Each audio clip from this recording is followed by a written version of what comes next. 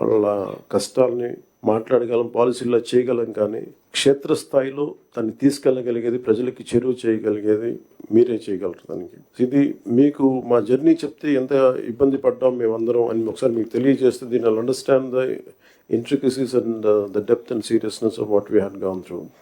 గత ప్రభుత్వం మా అందరినీ చాలా చాలా ఇబ్బంది పెట్టింది.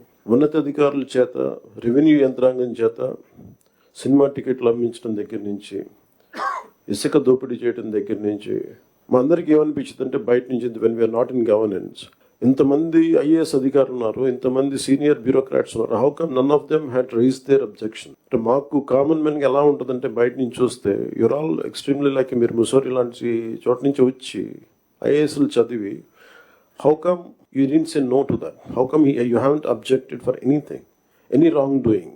మాకు చాలా ఆశ్చర్యంగా ఉన్నది. ఎందుకు మీరు ఇంతమంది ఉండి ఇంత ఫిజికల్ ఇర్రెగ్యులారిటీ జరుగుతుంటే ఎందుకు మాట్లాడరు ఏంటి, ఏం చేయరు ఏంటి అనేది మా నిస్సహాయత, మా ఆవేదన. It was quite painful, it was quite, మాకు రెస్ట్లెస్నెస్ వచ్చేది.